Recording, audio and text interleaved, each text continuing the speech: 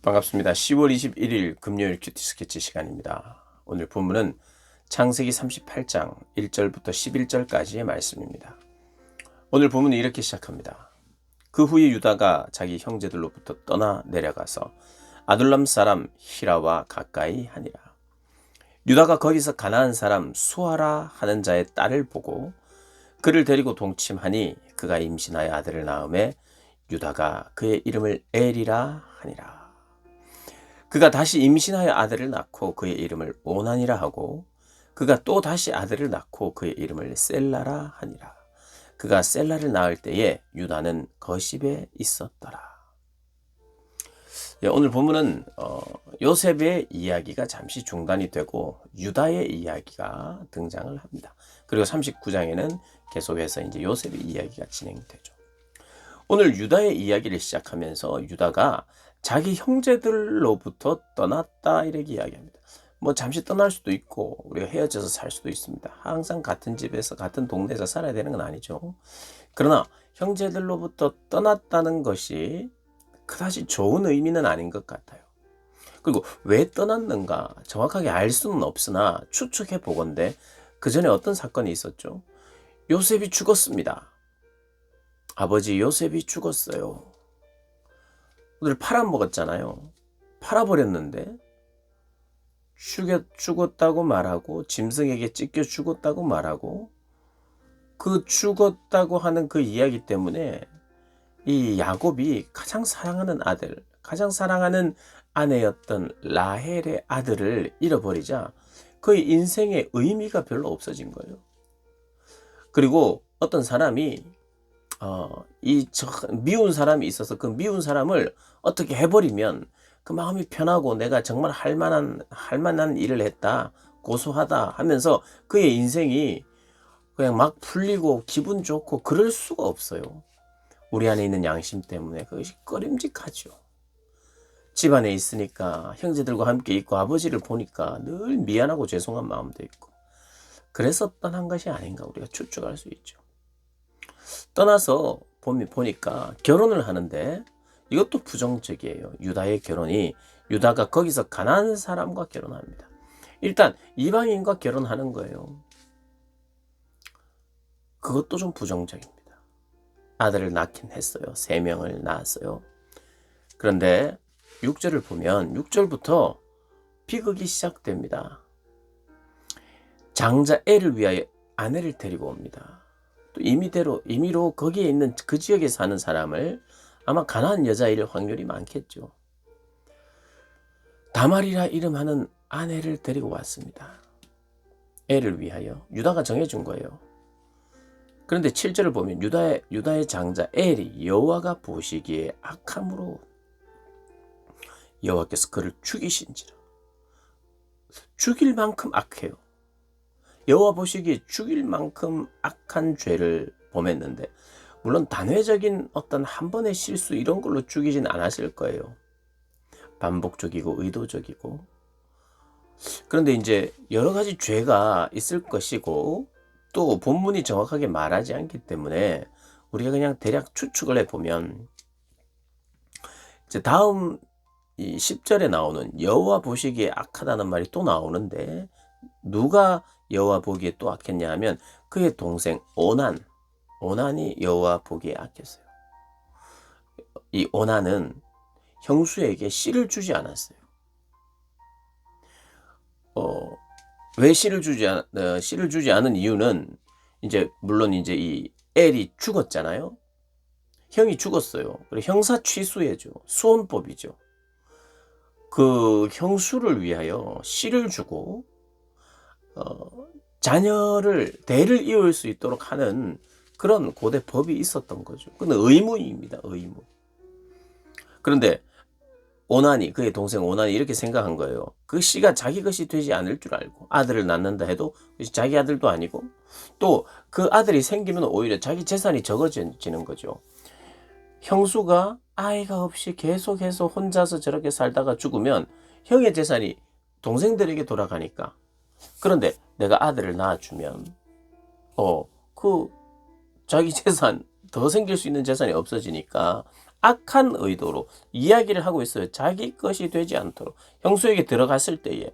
그런데 이제 원어에는 형수에게 들어갈 때마다 자주 이렇게 들어갔는데 그때마다 어떻게 하냐면 형에게 씨를 주지 아니하고 땅에 설정했다 그랬어요.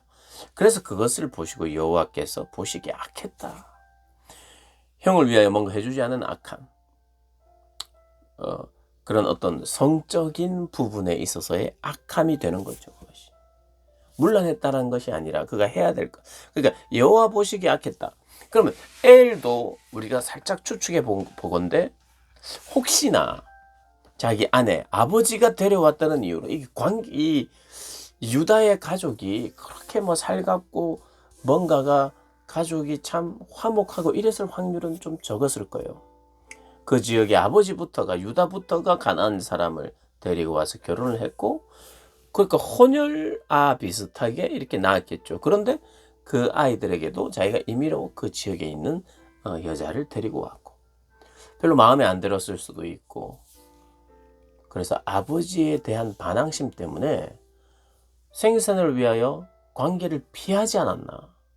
그렇게 추측도 가능합니다. 아니면 굉장히 성적으로 물러내서 하나님 보시기에 정말 악한 그런 모습.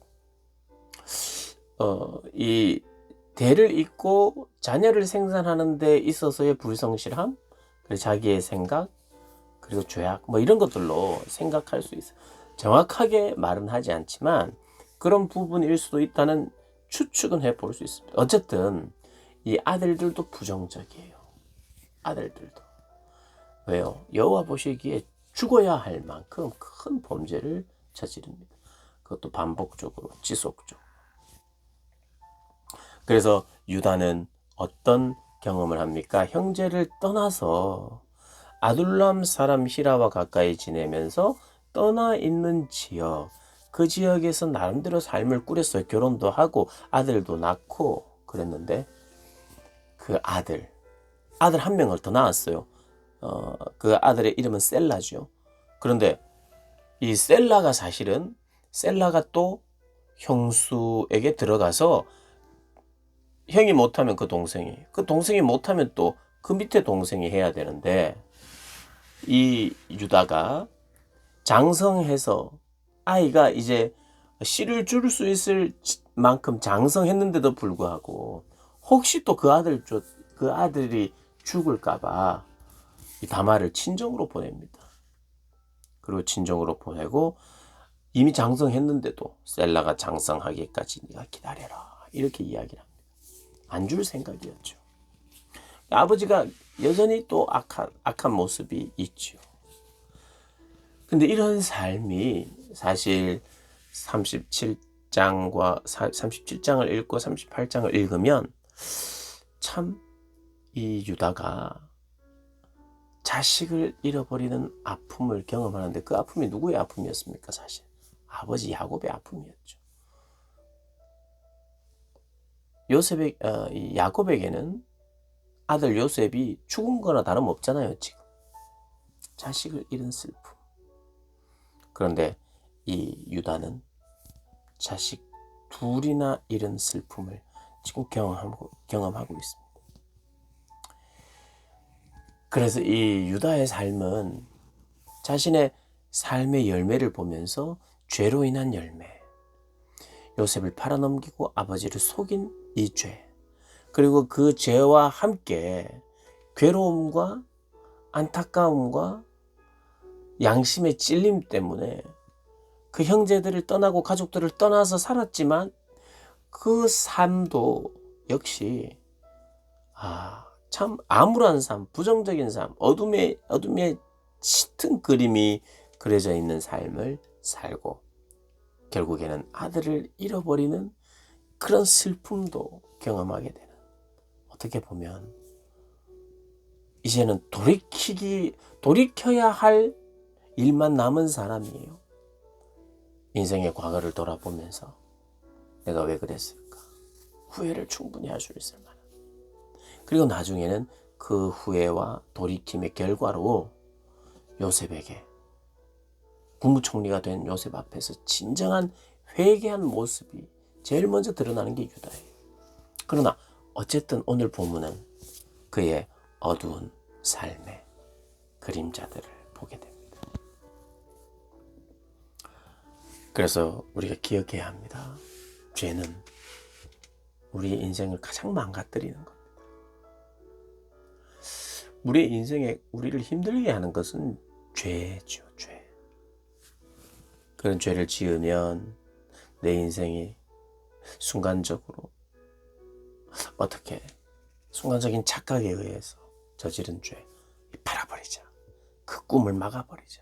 사람을 해하고 동생을 해하는 그런 일을 하면 그 미움과 시기로 말미암아 그 일을 하면 인생이 시원할 것 같고 막 그렇지 않고 평생에 내 마음을 아프게 하고 또 그 결과로 어둠이 짙어지는 삶이라는 거. 그리고 하나님은 그런 죄를 돌이키는 자리로 우리를 인도하시고 반드시 또 돌이켜야 하고 그게 구원이니까요. 우리가 무엇으로부터 구원을 얻습니까? 죄로부터 죄로 인해서 생긴 아픔으로부터 결박으로부터 다 끊어내고 우리가 회복되는 것 아니겠습니까? 그래서 주님 안에서 나는 회복되었다. 주님 안에서 평안하다. 이게 무슨 말입니까? 죄를 벗어났다. 죄를 이기게 되었다. 죄를 용서받았다. 결국 유다는 나중에 평안을 찾아요. 진정한 돌이킴을 통해서. 사랑하는 여러분, 그래서 죄, 그리고 성경이 말하는 죄를 내가 정말 짓는다. 그러면 그것이 나를 너무 올감해서 나를 계속해서 나락으로 떨어지게 만든다는 거 기억하시고, 누구나 범죄 안 하는 사람이 없지요. 그러나 반복적이고 의도적인, 그리고 죄인지를 뻔히 아는 그런 삶의 자리가 있다면 빨리 돌이켜야 합니다. 하나님께 기도하셔야 돼요. 완전히 돌이키고 회복되기를 바라면서, 하나님, 내 의지로 안 됩니다. 나에게 새 영을 부어주십시오. 제 마음을 바꾸어 주십시오. 바꾸실 수 있는 분은 하나님밖에 없습니다. 라고 기도하며 도움을 요청하고 또한 피 흘리기까지 죄와 싸우며 우리가 살아야 되는 삶. 그게 우리에게 주어진 삶이죠. 우리에게 주어진 그 삶을 하나님 기뻐하시는 대로 드리는 저와 여러분 되시기를 주님의 이름으로 축복합니다.